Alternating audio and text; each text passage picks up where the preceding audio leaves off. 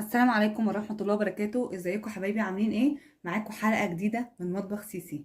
بصوا حبايبي، النهاردة ان شاء الله هنعمل طريقة عمل الفراخ المحشية بالفريك. معانا كده 3 فرخات، يعني حجمهم كويس، مش كبيرة قوي ومش صغيرة قوي. تمام. هنشوفه دلوقتي بعد ما ننضفهم من الريش والحاجات دي. عندي خلطة حلوة جدا هتمنع الزفارة. ننضفهم بس الأول ونشوف الخلطة ايه هي. خليكم معايا. احنا كده خلاص غسلنا الفراخ. انا شلت واحده في الفريزر مش محتاجاها دلوقتي، هعمل 2.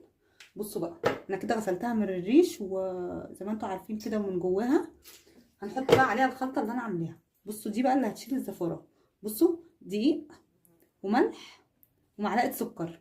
دقيق وملح ومعلقه سكر، هندعك بيهم الفراخ كده.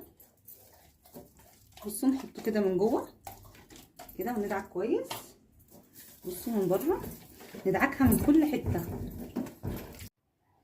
بصوا كده بعد ما خلصنا الفرختين هنعصر عليهم ليمونتين. كده. بصوا بقى من جوه كده ومن بره برضو. طبعا يا بنات معلقه السكر مهمه جدا. معلقه السكر مهمه جدا. ليه؟ معلقه السكر دي اللي هتخلي الفراخ في الاخر بيضه، تحسوا اللي هي ايه، بيضه كده وبتلمع. تمام. بصوا كده حبايبي، بس كده الفراخ يعني اخده تنظيفه ايه، حمايه العيد. هنسيبهم زي 10 دقايق ربع ساعة، بعد كده نرجع نغسلهم ونشطفهم ونصفيهم. بصوا حبايبي كده، انا كده خلاص غسلت الفراخ وشطفتها اهي. ما شاء الله، يعني مش عايزه اقول لكم ما فيهاش اي ريحه زفاره خالص. تمام. هسيبها تتصفى خالص. طبعا معانا هنا، بصوا انا جبت ب10 جنيه فريك، يعني يا دوبك هيكفوا الفرختين، يحشوا الفرختين 10 جنيه فريك. طبعا هفضيهم.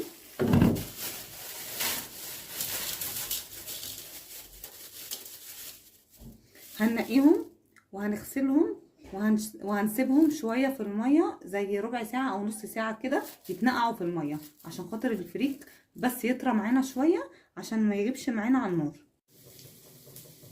بصوا يا بنات، انا جبت طاسه على النار. معلش بقى انا كنت مستعجله ما لحقتش اصور الخطوه اللي قبلها. جبت طاسه وحطيت فيها معلقتين سمنه ونزلت بالفريك على طول احمره في السمنه. ما بحطش بصل او اي حاجه. الطريقه بتاعتنا اللي انا شغاله بيها في البيت عندي، او احنا الاسكندرانيه عامه مش بنحب على الفريك بصل، فانا ما بعملهاش ببصل خالص. كل اللي انا عملته دلوقتي معلقتين سمنه قدحتهم على النار ونزلت بالفريك، معايا معلقه صغيره فلفل اسود بس، وتحمر زي ما انتم شايفين كده. عايزينه يبقى متحمر، قلبوا فيه شويه كده. خلاص الفريك اتحمر معانا. هننزل الميه. انا قلت الكميه اللي معايا زي ب10 جنيه فريك. تمام، يعني اقل كده من ربع كيلو بشويه صغيرين. هننزل عليه الميه. انا هحط له 3 كوبايات ميه.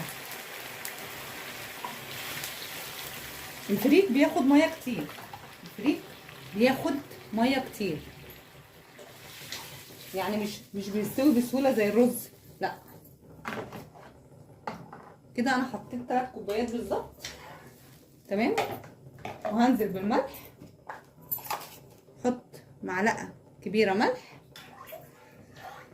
عايزين تزودوا فلفل اسمر تاني زودوا، طبعا ما بيتحطش كمون.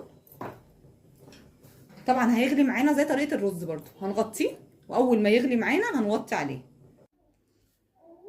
بصوا حبايبي كده خلاص الفرخه معانا اهي بعد ما اتصفت واتنضفت. تمام. وكده الفريك معانا بصوا شكله عامل ازاي بعد ما خلص. بصوا يعني مش معجن ولا اي حاجه كده. تمام قوي، يعني ما يبقاش معجن قوي لان لسه هيتغلى في الشوربه.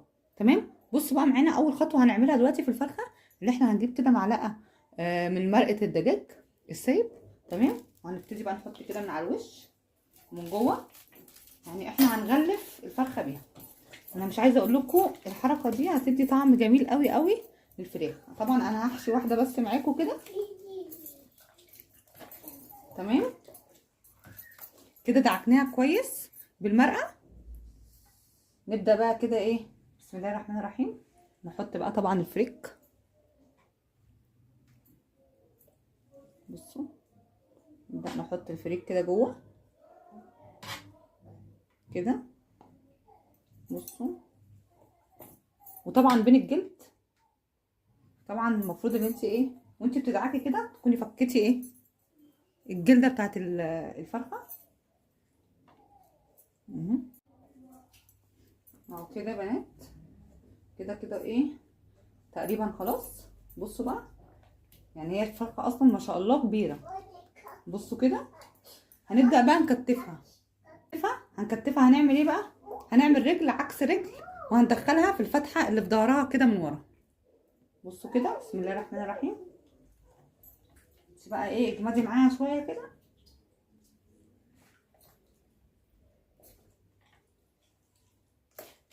كده. بسم الله كده تمام. بصوا اهي الفتحه دي هنتصرف فيها ازاي. انا عندي طبعا ما عنديش خله صغيره، طبعا اتصرفت نص خله كبيره بتاعت الكفته. بصوا هعملها ازاي. بصوا الجلده دي كلها هنقفلها في الحته دي، شايفين؟ يعني الجلده اللي فوق دي هنقفلها بالخله في الحته اللي هي دي بس، ولا تحت الوراك ولا فوق الوراك. بصوا بسم الله الرحمن الرحيم. جيب الجلده دي كده اهي كانك بتخيطي غرزتين كده واسعين او ضيقين براحتك. هي كده كده هتقفل في الميه المغليه، لما نيجي ننزلها في الشوربه هتقفل.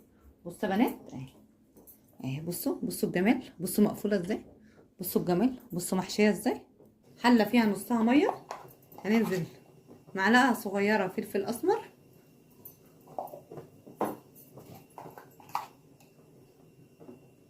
معلقه صغيره ملح، وممكن نزود الملح شويه يعني حسب انتوا بتحبوا الملح زياده ولا لا. تمام. واخر حاجه معلقه كزبره ناشفه، معلقه كزبره ناشفه. تمام. طيب الشوربه كده معانا محتاجه ايه كمان؟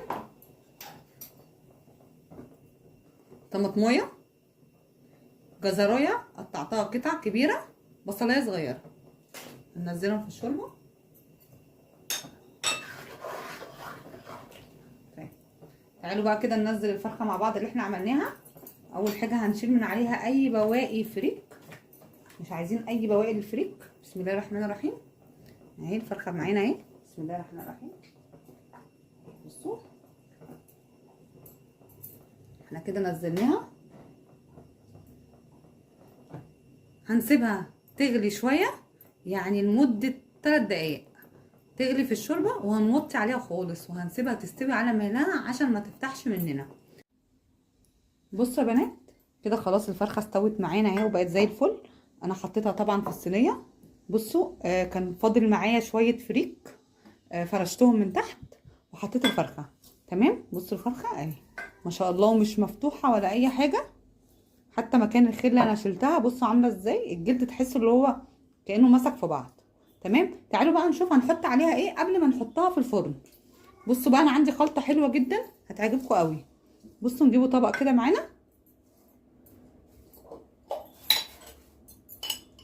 معلقه صلصه. عندنا معلقه صلصه عاديه اهي، صلصه من اللي هي في العلب. والله مسبكين صلصه ماشي، مش مسبكين خلاص. طيب بصوا بقى معلقه صغيره عسل اسود، معلقه صغيره عسل اسود. بصوا حبه خل، يعني زي معلقتين كده خل. تمام. ونقلب. انا مش عايزه اقول لكم بقى يعني الخلطه دي بقى هتشوفوها في الاخر عامله ازاي بعد ما تطلع من الفرن.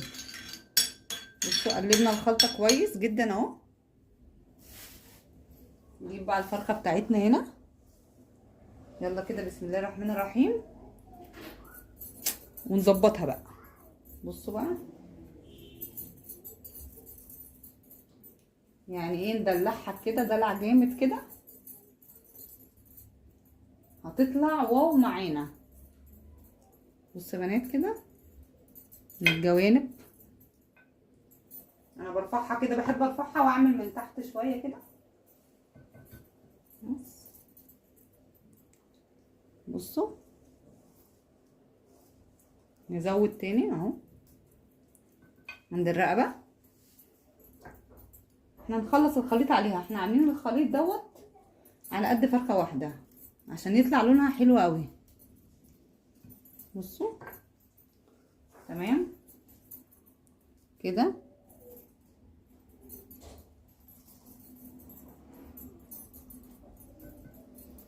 بصوا يا بنات، وندخلها الفرن من تحت شويه ومن فوق، يعني من تحت شويه ومن فوق. لو انتوا عندكم بوتاجازكوا فوق وتحت شغلوا فوق وتحت مع بعض ودخلوه الفرن. بصوا كده يا حبايبي، خلاص الفرخه طلعت معانا من الفرن. انا مش عايزه اقول لكم لونها تحفه ازاي، كمان ريحتها جميله قوي. جربوا الطريقه بتاعتي دي وان شاء الله هتعجبكم وهتعتمدوها بعد كده.